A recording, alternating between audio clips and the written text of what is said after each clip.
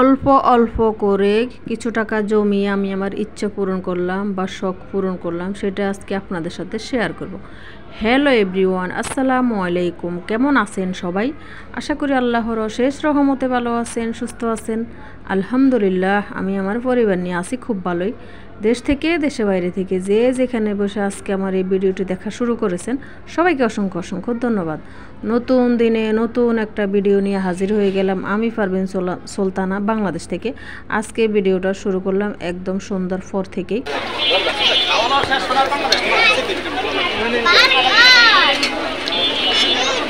আজকে শুক্রবার বুঝতে পারবো যে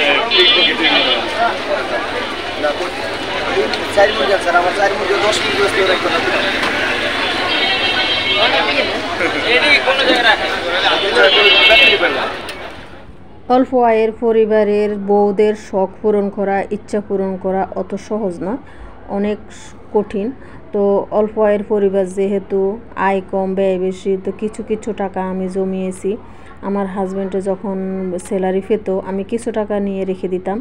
তো কিছু টাকা রেখে দিয়ে আস্তে আস্তে জমিয়ে আমি অনেক টাকায় জমিয়েছি। তো ওগুলা দিয়ে আমি কি বাজার করলাম বা কি ইচ্ছা পূরণ করলাম, কি শখের জিনিস কিনলাম, সেটা আজকে আপনাদের সাথে শেয়ার করব। তা আপনারা আমার সাথে থাকুন, আশা করি ভিডিওটা ভালো লাগবে। এই যে এখানে একটা দেখতে পাচ্ছেন মেশিনের ডাকনা। এই মেশিনের ডাকনাটা কিনে নিয়ে এসেছি। আমার একটা সেলাইয়ের মেশিন আছে, আমি আমার জামা কাপড় নিজে সেলাই করি। তো মেশিনের উপর ডাকনাটা নষ্ট হয়ে গেছে, অনেক দিন হয়েছে। কিনবো বলে কিনতে আর পারি না। কিছু টাকা জমালে কিন্তু অন্য কাজে খরচ হয়ে যায়।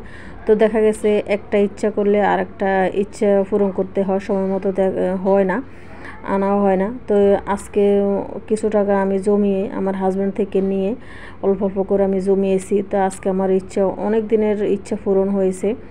তো একটা মেশিনের ডাকনা কিনে নিয়ে আসলাম। তারপরে এখানে দেখতে পাচ্ছেন 6টা কাঁচের গ্লাস। এই যে একদম চকচকে জকজকে 6টা গ্লাস নিয়েছি। তো 6টা গ্লাস নিয়ে এসেছি। কাঁচের গ্লাস আমার ভীষণ পছন্দ। আমার কিন্তু কাঁচের গ্লাসে করে পানি খেতে ভালো লাগে, বা শরবত যাই বলি না কেন।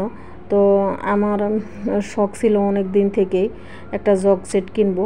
তো জগ সেট কিনতে গিয়েছি, দেখি একই রকম ডিজাইনের পাইতেছি না। তো ভাবলাম অন্যটা নেওয়া যায়, সমস্যা নাই। আমি কয়েক দোকান খুঁজেছি, কিন্তু একই ডিজাইনের জগ আর গ্লাস পাই নাই। তো দোকানদারে বলতেছে, আপু এখন একই ডিজাইন জগ গ্লাস আসে না, বা এটা এখন আর চলে না। তো সত্য না মিথ্যা জানি না, দোকানদারে বললো। তো আমি কি করলাম, আলাদা 6টা গ্লাস কিনে নিলাম, আর এই যে আলাদা করে একটা জগ কিনে নিলাম। এই জগ কেনার ইচ্ছা আমার অনেক দিনতেই ছিল। আমার এইরকম একটা কাঁচের জগ আগের ছিল।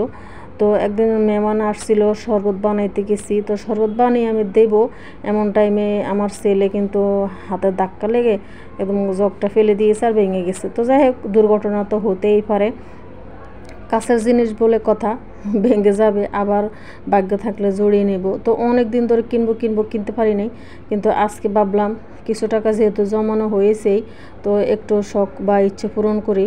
তো অনেক দিনে আমার ইচ্ছেটা পূরণ হয়েছে, তবে সময় লেগেছে। আলহামদুলিল্লাহ, অনেক দিন পরে আমার ইচ্ছাটা পূরণ হলো। আমি জগ আর গ্লাস কিনতে পেরেছি।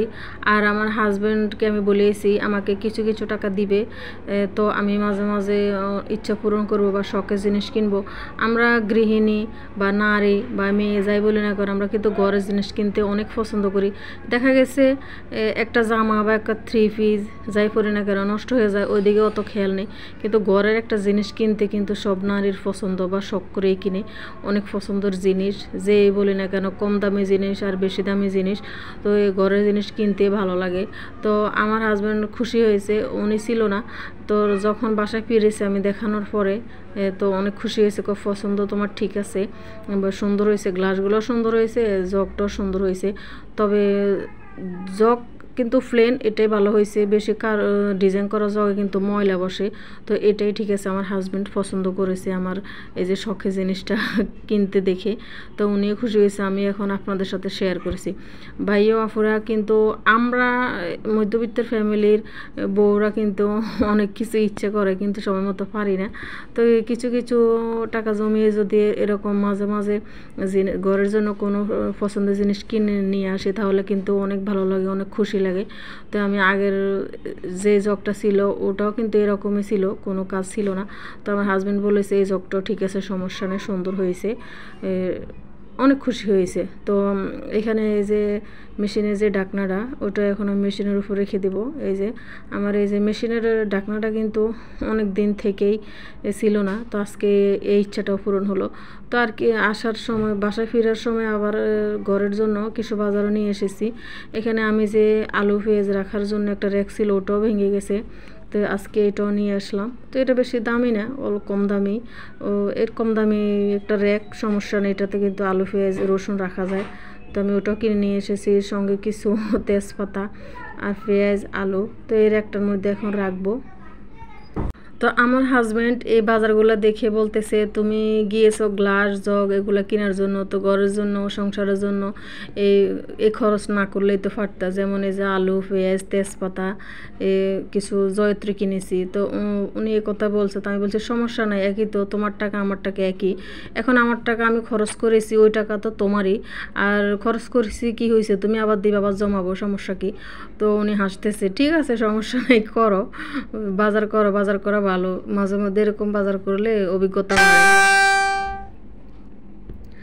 তো আমারও তো বাজার করার আইডিয়া খুবই কম, অত বেশি পারদর্শী না বাজার করার সম্বন্ধে।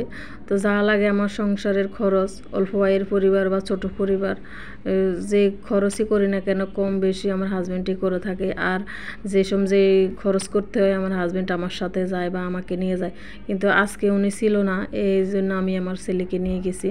তো আমার ছেলে যখন রায়বাজার গিয়েছে, ও তো বার্গার দেখলে একদম বার্গার অনেক পছন্দ, তো ওকে একটা বার্গার কিনে দিয়েছে, ও খেয়েছে, ভিডিওতে দেখিয়েছি একটা দোকান, তো ওই দোকানে কিন্তু বার্গার খেয়েছি আর কি।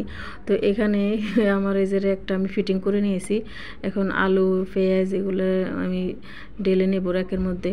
তো এর একটা আমি বারান্দার মধ্যে রেখে দিই, বারান্দার মধ্যেই থাকে খোলামেলা।